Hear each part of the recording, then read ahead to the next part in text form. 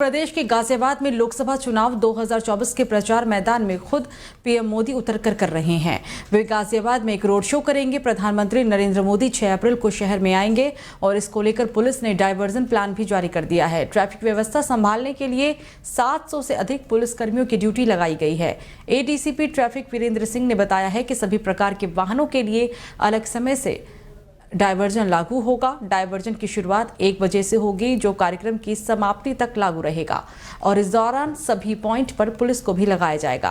Private वाहनों को 14 root पर रोका जाएगा। रोड शो में आने वाले लोगों के लिए पार्किंग की व्यवस्था भी की गई है।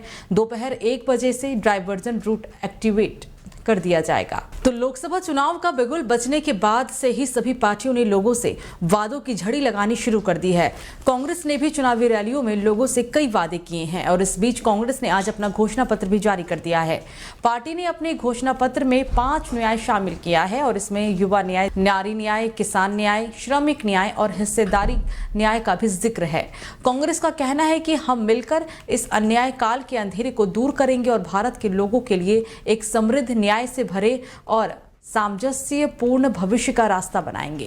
कांग्रेस के घोषणा पत्र की अगर बात की जाए तो इसमें केंद्र सरकार में 30 लाख नौकरियां, गरीब परिवारों की महिलाओं को 1 लाख रुपए सालाना, जाति जनगणना, एमएसपी को कानून दर्जा, मनरेगा मजदूरी 400 रुपए, जांच एजेंसियों का दुरुपयोग रोकने और पीएमएलए कानून में बदलाव का भी ऐलान होगा।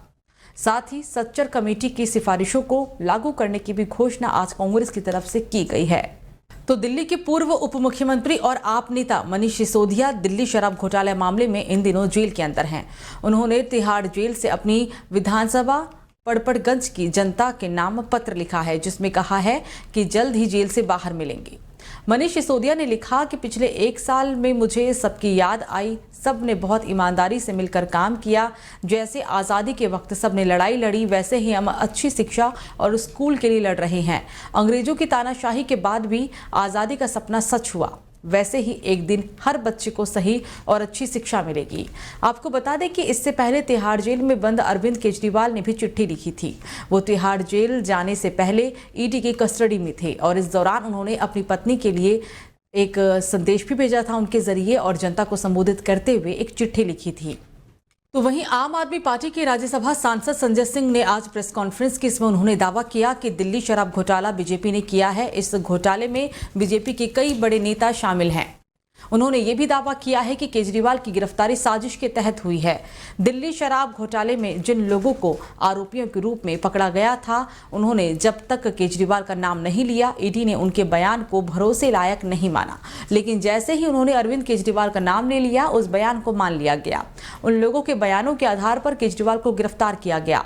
केजरीवाल ने सरकार बन चुके आरोपियों का नाम अपने प्रेस कॉन्फ्रेंस में लिया है। तो दिल्ली सरकार में मंत्री आतिशी सिंह की मुश्किलें बढ़ सकती हैं। बीजेपी ज्वाइन ना करने पर धमकी मिलने के आरोपों पर चुनाव आयोग ने संज्ञान लिया और आतिशी को एक नोटिस भी भेजा। आतिशी को इस नोटिस का सोमवार दोपहर 12 बजे तक जवाब भी देना होगा। चुनाव आयोग ने कहा है कि नोटिस के प्रत्येक पैरा का लिखित में जवाब दिया जाए।